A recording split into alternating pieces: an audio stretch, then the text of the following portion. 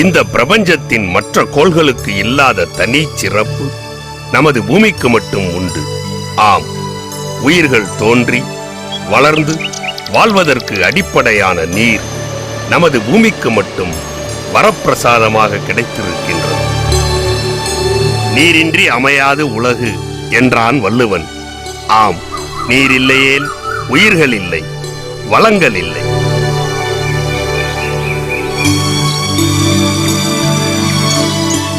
இத்துணை சிறப்புமிக்க நீரை தேக்கி பாதுகாக்க நமது முன்னோர்கள் பண்டை காலத்திலேயே பல நீர்நிலைகளை ஏற்படுத்தி உள்ளனர். தமிழக வரலாற்றிலேயே பொற்காலமாக போற்றப்படுவது சோழர்களின் ஆட்சி காலம்தான். சோழ சாம்ராஜ்யத்தின் வளர்ச்சிக்கு வித்திட்ட முதலாம் பராந்தக சோழன் காலத்தில் கிபி 907 ஆண்டிற்கு பிறகு சிதம்பரத்தை சுற்றியுள்ள பகுதிகளின் பாசன வளத்தை பெருக்கவும் சோழ சாம்ராஜ்யத்தின் நீர்வளத்தை அதிகரிக்கவும் பராந்தகன் திட்டமிட்டார். சோழ நாடு சோறுடைத்தது என்பார்கள். அந்த சோழர்களின் ஆட்சி காலத்தை படம் பிடித்து காட்டும் பொக்கிஷமாக நமக்கு கிடைத்திருப்பது அமரர் கல்கி அவர்களின் பொன்னியின் செல்வன் என்னும் வரலாற்று காவியம். அந்த மாபெரும் காவியத்தின் தொடக்கத்திலேயே சோழ நாட்டின் வளத்தை காட்ட விரும்பிய கல்கி அவர்கள் தமிழ்நாட்டிற்கு தாயாக திகழும் அன்னை காவிரியையும் அந்த காவிரியின் புகழை பறைச்சாற்றிக் கொண்டிருக்கும் வீராணம் ஏரியையும் தான் படம் பிடித்து காட்டியிருக்கின்றார். ஆம், பராந்தக சோழனின் எண்ணப்படி சோழ நாட்டின் வளத்தை பெருக்கவும் சோழ நாட்டிற்கு ஒரு நீர் அரணாகவும் உருவானதுதான் இந்த வீராணம் ஏரி.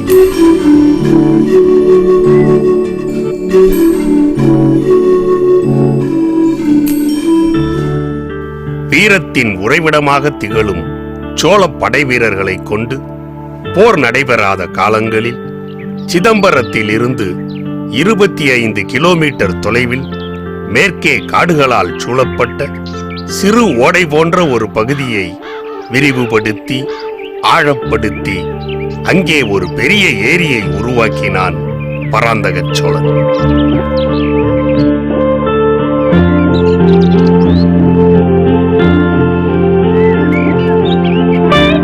அந்த பகுதியில் குடிகொண்டிருக்கும் வீரநாராயண பெருமாளுக்கு பெருமை சேர்க்கும் வகையில் வீரநாராயண ஏரி என்று அந்த ஏரிக்கு பெயரும் சூட்டினான். அந்த வீரநாராயண ஏரிதான் இன்று வீராணம் ஏரி என்று பெருமையுடன் அழைக்கப்படுகிறது. வீரநாராயண ஏரியை பற்றி நாம் அறிந்து கொள்ள வேண்டுமானால் தமிழகத்தில் உள்ள கல்வெட்டுகளை பார்க்க வேண்டும். அந்த கல்வெட்டுகளில் நீர்ப்பாசனங்கள், நீருடைய நிர்வாகத்தை பற்றி பல செய்திகள் கிடைக்கின்றன. அதில் பார்க்கின்ற பொழுது நீரை தேக்கி வைப்பதற்காக அந்த நாளில் உள்ள சோழ மன்னர்கள் எல்லாம் கிணறுகள், ஏரிகளை வைத்ததாக நாம் பார்க்கின்றோம். அதை பரிபாலனம் செய்வதற்காக ஏரி வாரியம் என்பதாக கூட ஏற்படுத்தியதாக நாம் அந்த கல்வெட்டு செயலை தெரிந்து கொள்ளுகிறோம். வீராணம் ஏரியில் காணும் கல்வெட்டுகளில் கூறுவது என்னவென்றால், மூவுலகை காக்கும் அன்னையின் புகழ் விளங்க இப்பூவுலக அன்னை காவிரியின் நீரை தேக்குவதற்காக சோழ நாட்டின் ஒரு பகுதியான சயோசன மலநாட்டு பிரிவில் உள்ள சிறப்பான தனியூராக விளங்கும் ஸ்ரீ வீரநாராயண சதுர்வேது மங்கலத்து மக்களுக்காக பூஞ்சோலையிலும் பாக்குமர தோப்புகளிலும் நுழைந்து ஓடி வரும் காவிரியின் நீர் பயனற்று போவதை தேக்கி அதில் அணைகட்டி அதிக வேளாண்மைக்கு பயனுற சிறப்பான வல்லுநர்களை கொண்டு மிக நுட்பமாக இக்கோட்டத்தில் ஏரி அமைத்து அதில் ஏகணைய சுவர் என்னும் அமைப்பும் எழுப்பப்பட்டுள்ளது.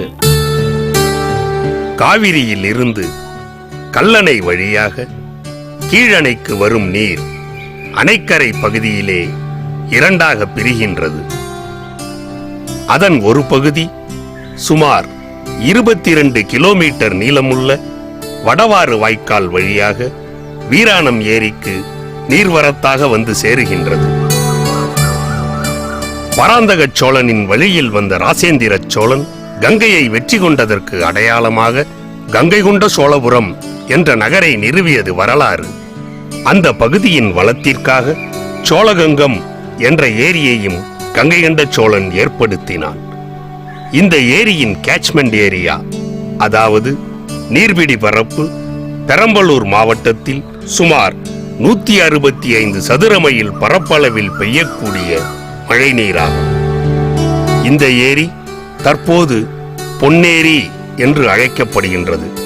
இந்த ஏரியின் உபரி நீரும் மற்றொரு நீர்வரத்தாக வீராணம் ஏரிக்கு வந்து சேருகின்றது. இப்படி இரு பகுதியிலிருந்து வந்து சேரும் தண்ணீரால் ஏரியில் முழு அளவில் நீர் தேங்கி இருந்துள்ளதாக வரலாறு.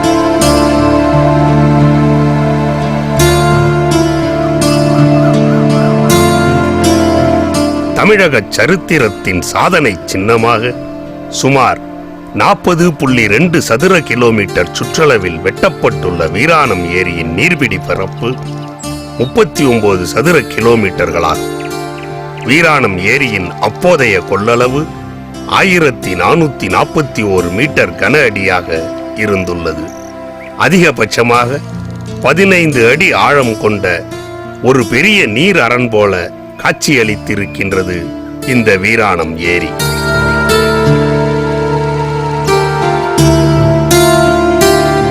சுமார் 16 கிலோமீட்டர் தூரம் உள்ள வீராணம் ஏரியின் பிரதான கீழ்ப்பகுதி இப்போதைய காட்டுமன்னார் கோயில் ஊரிலிருந்து சேத்தியாத்தோப்பு செல்லும் சாலையாக உள்ளது. 8 கிலோமீட்டர் நீளமுள்ள மேல்பகுதி சேத்தியாத்தோப்பு கும்பகோணம் சாலையில் உள்ளது. இத்துணை வரலாற்று சிறப்புமிக்க இந்த வீராணம் ஏரியில் நீர்வழி போக்குவரத்து நடந்துள்ளதாக தெரிய வந்துள்ளது. கோயம்புத்தூரில் இருந்து நீர் வழியாக திருச்சிக்கும், அங்கிருந்து வடவாறு வழியாக வீராணம் ஏரிக்கும், வீராணத்தில் இருந்து கான்சாஹிப் வாய்க்கால் வழியாக பரங்கிப்பேட்டைக்கும் பரிசல் போக்குவரத்து மூலமாக பொருட்கள் எடுத்துச் செல்லப்பட்டதற்கு செவிவழி செய்தியும் வரலாற்று ஆதாரமும் உள்ளது. தாத்தா இது கப்பல் துறைமுகம் அப்படின்னு சொல்லியிருக்காங்க. நான் சின்ன பிள்ளையா இருந்தேன். அதுக்கப்புறம் எங்கள் அப்பா சொல்லுவாங்க, கிழக்க இருந்து இது வர்த்தக துறைமுகம், இதுல இருந்து வந்து வீராணம் ஏரிக்கு படகு கொண்டாந்து நிப்பாட்டுற இடம், சரக்கு இறக்குற இடம் அப்படின்னு சொல்லியிருக்காங்க. நான் கேள்விப்பட்டேன். பிரிட்டிஷ் ஆட்சி காலத்தின் போது 1906 சர் பிரான்சிஸ் ஐசிஎஸ் என்ற ஆங்கிலேய அதிகாரி தென்னார்காடு மாவட்ட கலெக்டராக இருந்தபோது எழுதப்பட்ட தென்னார்காடு மாவட்ட அரசிதழில் இந்த நீர்வழி போக்குவரத்து பற்றிய தகவல்கள் குறிப்பிடப்பட்டுள்ளன. இந்தியாவிலேயே முதல்ல இரும்பு தொழிற்சாலையானது பரங்கிப்பேட்டையில் தான் இருந்தது. ஆகையினால் அதுக்கு தேவையாக நீர் மார்க்கமாகவே நீர் வழியாகவே பரிசீலனை பொருளை கொண்டு வந்ததாக வரலாற்றை தெரிந்து கொள்ளுகிறோம்.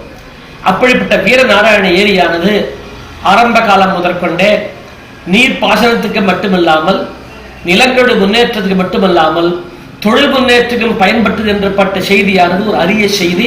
இதை நாம் கல்வெட்டில் தெரிந்து கொள்ளுகிறோம். அந்த ஏரியினுடைய இன்னொரு முக்கியமான பயன்பாடு என்னன்னா, இப்போ இந்த சீ வாட்டர் இன்ட்ரூஷன் இருக்குல்ல, கடல் நீர் உள்ளார போந்துட்டு இருக்கு. அது காரணம் நிலநீர் குறையிறதுனால கடல் நீர் உள்ளார வருது. ஆனால் இந்த மாதிரி மேல்மட்ட நீர்களை வந்து தேக்கிறதுனால நிலநீர் மட்டம் உயரும். அந்த நிலநீர் மட்டம் உயர்றதுனால கடல் நீர் உள்ளுக்கு வந்து அதை வந்து பாசனத்துக்கு பயன்படுதோ இல்லை குடிநீராக பயன்படுத்தி சில சிக்கல் வருது, தொந்தரவுகள்லாம் வருதுல்ல, அதெல்லாம் வந்து அதில் வந்து சரி பண்ண முடியும்.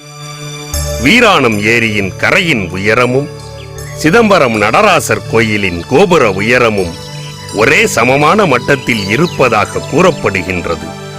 இதிலிருந்து சிதம்பரத்தை விட மிக உயரமான பகுதி காட்டுமன்னார் கோயிலும் வீராணம் ஏரியும் என்பது தெரிய வருகின்றது.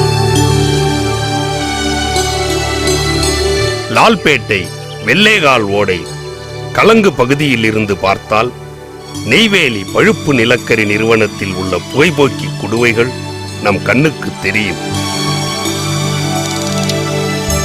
காவிரி நீர் கடலில் கலப்பதற்கு முன் கடைசியாக உள்ள அணை கீழணை. இந்த அணையின் தென்பகுதியில் இருந்து பிரியும் தெற்கு ராஜன் வாய்க்கால் மற்றும் குமுக்கி மன்னி ஆறு வழியாக வரும் நீர் தஞ்சை மாவட்டத்தின் பாசனத்திற்கு பயன்படுத்தப்படுகின்றது. வடக்கு பகுதியில் உள்ள வடக்கு ராஜன் வாய்க்கால் மற்றும் வடவாறு வாயிலாக வரும் நீர் கடலூர் மாவட்ட பாசனத்திற்கு பயன்படுத்தப்படுகின்றது. வெள்ள காலங்களில் காவிரி நீர் பெருக்கெடுத்தால் கொள்ளுமிடமாக கொள்ளிடம் இருந்தாலும் அதனையும் மிஞ்சிச் செல்லும் நீர் கீழணைக்கட்டிலிருந்து வீராணம் ஏரிக்கு திருப்பிவிடப்பட்டு அங்கு தேக்கி வைக்கப்பட்டு தேவையான காலங்களில் பாசனத்துக்கு பயன்படுத்தப்படுவது வரலாற்று புகழ்மிக்க தொலைநோக்கு திட்டம் அல்லவா? வீராணம் ஏரிக்கு நீர் வருகின்ற வடவாற்றில் உள்ள 24 வாய்க்கால்கள் மூலம் வெளியேறுகின்ற நீர் சுற்றியுள்ள 11,178 ஏக்கர் நிலத்திற்கு பாசனத்திற்கு பயன்படுத்தப்படுகின்றது.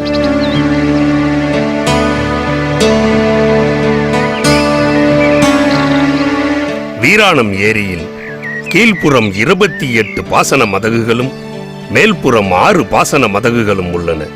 இதன் மூலமாக தமிழகத்தின் 44,856 ஏக்கர் நிலம் பாசன வசதி பெறுகின்றது. அழகிய நீல நிற நீர்த்தேக்கமாக நடுவே இருந்து கொண்டு தன்னை சுற்றியுள்ள நிலங்களுக்கெல்லாம் வளமை எனும் பசுமையை பரிசாக தந்து அழகு பார்த்து கொண்டிருக்கின்றது இந்த வீராணம் ஏரி. வீராணம் ஏரியில் நீரை தேக்கி வைக்கும் பட்சத்தில் லால்பேட்டை அருகில் உள்ள மதகுகள் மூலம் கசியும் நீர் வெற்றிலை விவசாயத்திற்கு பயன்படுத்தப்படுகின்றது. இந்த வெற்றிலை வியாபாரத்தை லால்பேட்டை வியாபாரிகள் மிகவும் பெருமையுடன் பேசுவார்கள். நாங்கள் லால்பேட்டையில் இங்கே இருக்கிற சுற்று வட்டாரத்தில் உள்ள முஸ்லீம்கள் இதெல்லாம் நாங்களாம் விவசாயிகள் தான். அதுலேயும் வெத்திரை விவசாயிகள். இந்த ஏரியை நம்பியே வாழ்கிறவங்க நாங்கள். இதனால் நாங்கள் ஒரு காலத்தில் இந்த ஏரியை நம்பி வெளிநாட்டுக்கெலாம் நாங்கள் போனதில்லை. வெளியூர்காரனுக்கும் பொண்ணும் கொடுக்க மாட்டோம், பொண்ணும் எடுக்க மாட்டோம். அந்த மாதிரி இந்த வீராணம் ஏரியை நம்பி வெத்திலையை நம்பி நாங்கள்லாம் இருந்தோம். நாங்கள்லாம் அவ்வளோ தெளிவாகவும் இருந்தோம், அவ்வளோ செழிப்பாகவும் இருந்தோம். இத்துணை வரலாற்று புகழ்மிக்க இந்த வீராணம் ஏரியின் இன்றைய நிலை என்ன? இதன் சூழல்கள் எந்த அளவிற்கு சென்று கொண்டிருக்கின்றன?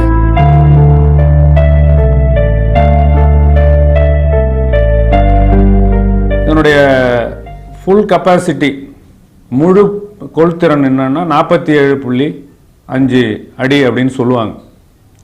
ஆனால் இப்போ அதனுடைய கொள்ளளவும் குறைஞ்சி போச்சு. ஏரி தூர்ந்து விட்டது. ஏரியை இது வரைக்கும் தூர் வரவே இல்லை. இடையில் உள்ள சில பாலிட்டிக்ஸால் ஏரி காரியை விட்டாங்க, மற்றெல்லாம் செஞ்சாங்க. அதனால் பல வகையில் நாங்கள்லாம் பாதிக்கப்பட்டு போயிட்டோம். ரொம்ப காலமாக இந்த வீராணம் ஏரியில் உள்ள 5 மதகுகளை அடைக்கவும் மாட்டாங்க. எப்போவுமே தண்ணீர் வந்துக்கிட்டே இருக்கும். 3 போகம் நடுவோம். நாங்கள் எப்போதுமே தெளிவாக வெத்தலை கொடிக்கார் வளர்ந்துட்டுருக்கோம். நல்ல வளர்ச்சியில் இருந்தோம். இப்போ இடைப்பட்ட காலங்களில் வீராணம் ஏரியை காய விட்டு இது பண்ணதால் அப்புறம் போர் செட்லாம் வசதி இல்லாத இப்போ தான் நாங்கள் வெளிநாட்டுக்கெலாம் போக ஆரம்பிச்சிருக்கோம், மற்றெல்லாம் செஞ்சிட்ருக்கோம். இது நம்பியே வாழ்கிறோம் நாங்கள். தமிழகத்துடைய பொற்காலம்னு சொன்னால் அது சோழர் காலத்தை சொல்லுவாங்க. அதை அப்படி சொல்வதற்கு ஒரு நியாயமான காரணம்னு ஒன்று பார்க்கணுன்னா சோழர் காலத்தில் வெட்டப்பட்ட வீராணம் ஏரி இதை ஒரு உதாரணமாக சொல்லலாம். அரசியல் பாகுபாடின்றி வீராணம் ஏரியை பராமரிக்க உடனடியாக உரிய நடவடிக்கை எடுக்க வேண்டும் என்று கூறுகின்றார் காட்டுமன்னார் கோயில் சட்டமன்ற உறுப்பினர் திரு ரவிக்குமார். முன்னொரு காலத்தில் முப்போக சாகுபடி நடந்த தங்களது விளைநிலங்களில் இன்று ஒரு போகத்திற்கே தேவையான நீர் கிடைக்கவில்லை என்று காட்டுமன்னார் கோயில் பகுதி மக்கள் கூறுகின்றனர். இந்த ஏரியாவில் 75% மக்கள் விவசாயத்தையே நம்பி இருக்கக்கூடிய ஒரு தொழிலை சார்ந்தவர்கள். இவர்களுடைய பெரும்பாலும் இந்த கூலி தொழிலாளர்கள் இன்றைக்கி கேரளா மற்றும் பிற மாநிலங்களில் சென்று பிழைக்கக்கூடிய ஒரு அவல நிலை இங்கே ஏற்பட்டு போச்சு. இங்கே வெற்றிலை தொழிலையே முழுதும் நம்பியிருந்த முஸ்லீம் சமுதாய இளைஞர்கள்லாம் இன்றைக்கி வெளிநாடு வேலைக்காக வீட்டை விற்றோம், நிலத்தை விற்றோம், வெளிநாட்டுக்கு புறப்பட்டு போயிட்டாங்க. எதனால் இந்த மாற்றங்கள்? ஏன் இந்த அவல நிலை?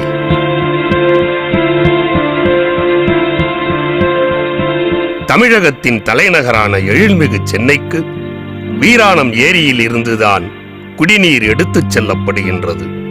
வீராணம் ஏரி நீர் சேத்தியாத்தோப்பு அருகே முதல்நிலை சுத்திகரிப்பு நடத்தப்பட்டு பெரிய இரும்பு குழாய்களின் மூலம் சென்னைக்கு அனுப்பப்படுகின்றது. மேலும் சேத்தியா தோப்பு முதல் பன்ருட்டி வரை உள்ள பல இடங்களில் மிக ஆழமான ஆழ்துளை கிணறுகள் அமைத்து அதில் உறிஞ்சப்படுகின்ற நீரும் சென்னைக்கு கொண்டு செல்லப்படுகின்றது. சென்னைக்கு வீராணம் ஏரியிலிருந்து தண்ணீர் எடுத்து செல்லக்கூடாது என்று பல போராட்டங்களை நடத்தியிருக்கிறோம். அதுக்கு அர்த்தம் மெட்ராஸுக்கு தண்ணி கொடுக்கக்கூடாதுங்கிற அர்த்தம் கிடையாது. மறைந்த எம்ஜிஆர் ஆட்சி காலத்தில் வேர்ல்டு பேங்க்கில் சென்னை குடிநீர் திட்டத்திற்கு பணம் கேட்டார். அப்போ வேர்ல்டு பேங்க்கில் என்ன சொல்லிட்டாங்கன்னா, அங்கே இருக்கிற ஸ்டேக் ஹோல்டர்ஸ், அதாவது விவசாயிகளை அவர்களுடைய பர்மிஷனோடு நீங்கள் தண்ணி எடுத்துகிட்டு போங்கன்னு சொன்னாங்க. அப்போ அதுக்காக அரசாங்கம் ஒரு விவசாயிகளுடைய கூட்டத்தை கூட்டுச்சு. அந்த கூட்டத்தில் கூட நாங்கள் என்ன சொன்னோன்னா, விவசாய சங்கங்கள்லாம் என்ன சொன்னோன்னா, நீங்கள் சென்னைக்கு தண்ணீர் எடுத்து செல்வதை பற்றி எங்களுக்கு ஆட்சேபனை இல்லை, ஆனால் ஏரியை தூர்வாரி விட்டு இங்கே இருக்கிற நிலத்துக்கு பாதுகாப்பு கொடுத்துட்டு நீர் ஆதாரத்தை கொடுத்து விட்டு அதற்கு பிறகு எடுத்து செல்லுங்கள் என்று தான் நாங்கள் கோரிக்கை வைத்தோம். இன்றைக்கும் எங்களுடைய அதுதான், சென்னைக்கு தண்ணி எடுத்துகிட்டு போகக்கூடாதுன்னு சொல்கிறதுக்கு எங்களுக்கு ஒன்றும் இது கிடையாது. எங்களுக்கு உரிய பாதுகாப்பை கொடுத்து விட்டு எடுத்து செல்லுங்கள். உரிய பாதுகாப்புனா என்ன? Increase the capacity of the tank. Vadalur ஏரியாவில் நாங்கள் 10 ஏக்கர் நிலம் வச்சுருக்கோம். இப்போ போர்லாம் சொந்தமாக வச்சுருக்கோம். போருக்கு பக்கத்தில் ஒரு 100 மீட்டர் டிஃப்ரென்ஸ்லேயும் வீராணம் போர் போட்டதுனால எங்கள் போர் இன்றைக்கி அடி வாங்கி போச்சு. அதனால் எங்கள் பகுதி ஃபுல்லாகவே விவசாயம் செய்ய முடியாத தவிச்சின்னு வெறும் கரம்பாகவே கிடக்கு. அதனால் எங்களுக்கு வேறு மாற்று வழி இது வரைக்கும் யாரும் செஞ்சும் கொடுக்கல. வீராணம் ப்ராஜெக்டை நிறுத்தினால் ஒழிய நாங்களும் அங்கே விவசாயம் செய்ய முடியாது. வீராணம் தண்ணீர் இங்குள்ள விவசாயிகளுக்கே போதவில்லை என்பதுதான் இவர்களின் கோரிக்கை. வீராணம் திட்டத்தால் விவசாயிகளுக்கு எவ்வளவு பெரிய இழப்புங்கிறது இங்கே இருக்கிற எங்களை மாதிரி விவசாயிகளுக்கு தான் தெரியும். சென்னையில் இருக்கிறவங்களுக்கோ அதை வெளியிலேருந்து பார்க்குறவங்களோ வீராணம் தண்ணி எடுத்துகிட்டு போனால் என்ன தப்பு அப்படின்னு கேட்குறாங்க. உண்மையிலே தவறு இல்லை, நாங்களும் ஒன்றும் கொண்டு போகக்கூடாதுன்னு சொல்லலை.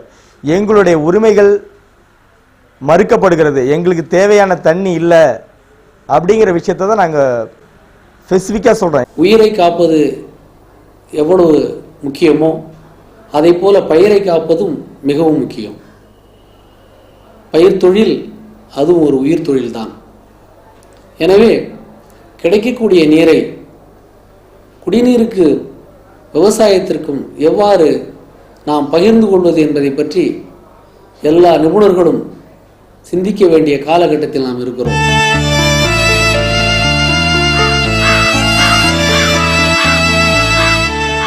$45,000 ஏக்கர் நிலத்திற்கு பாசன நீர் வழங்கி வந்த வீராணம் ஏரி இன்று 12,000 ஏக்கர் நிலத்திற்கே தண்ணீர் தர முடியாத நிலைமையில் உள்ளது. நாங்கள் ஆளுநர்கிட்டையும் சந்தித்து மனு கொடுத்து இதுக்காக பல போராட்டங்களையும் நாங்கள் சந்திச்சிருக்கோம்.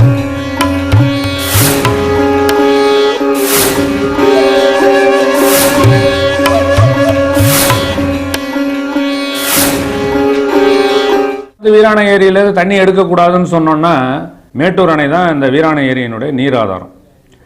இந்த மேட்டூர் அணைக்கு ஜனவரி 29 பாசனத்திற்கு மேட்டூர் அணை நிறுத்தப்படும்.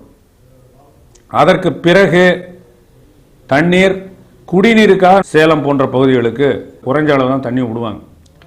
ஆனால் நாங்கள் என்ன கேட்டோம்னா, மேட்டூர்லேயே தண்ணி இல்லைன்னா நீங்கள் எப்படி இதுக்கு தண்ணி வரும்? அதாவது தி scheme is not feasible practically and technically.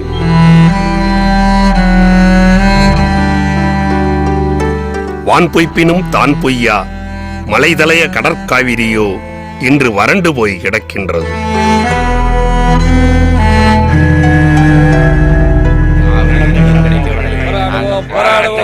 காவிரியின் சிக்கலோ நீடித்துக் கொண்டே செல்கின்றது. பாசனமும் பாழ்பட்டு போய் கிடக்கின்றது. இதற்கெல்லாம் சிகரம் வைத்தாற்போல் வீராணம் நீர்பிடிப்பு பகுதியில் மேல்மட்ட நீர்வரத்து வாய்ப்பு என்ற ஆய்வு அறிக்கை இப்போது உள்ள சூழ்நிலையில் வீராணத்தை சுற்றியுள்ள ஆயக்கட்டு வேளாண்மை பாதிக்கப்படாமல் சென்னை குடிநீருக்கு வீராணம் தண்ணீரை எடுத்துச் செல்வது சாத்தியமல்ல என்று கூறுகின்றது. மூவேந்தர்களின் ஆட்சி காலத்தில் தமிழகத்தில் 40,000 ஏரிகள் இருந்ததாக வரலாறு கூறுகின்றது. அவைகளில் பல ஏரிகள் தற்போது இருந்த சுவடே தெரியாமல் அழிந்தே போய்விட்டன.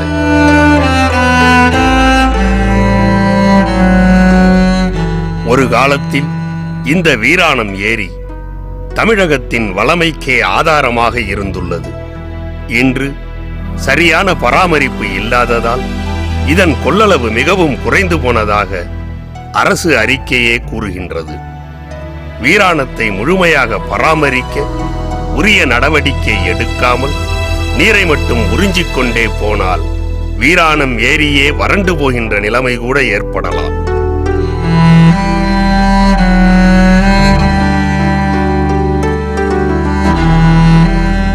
இதனால் பாழ்பட்டு போவது வீராணத்தை சுற்றியுள்ள விவசாய நிலங்கள் மட்டுமல்ல, விவசாயத்தையே தொழிலாக கொண்டு வாழ்ந்து கொண்டிருக்கும் விவசாயிகளின் எதிர்காலமும் தான். வறண்டு போகப் போவது நிலங்கள் மட்டுமல்ல, இவர்கள் வாழ்க்கையும் தான். அன்னையை போல சென்னைக்கு தண்ணீரை தந்து கொண்டிருக்கும் இந்த வீராணம் பகுதி மக்களுக்கு சென்னை என்ன கைமாறு செய்யப் போகின்றது? மனிதர் நோக மனிதர் பார்க்கும் வழக்கம் இனியும் உண்டோ? எதிர்பார்ப்புகளுடன் காத்திருக்கும்.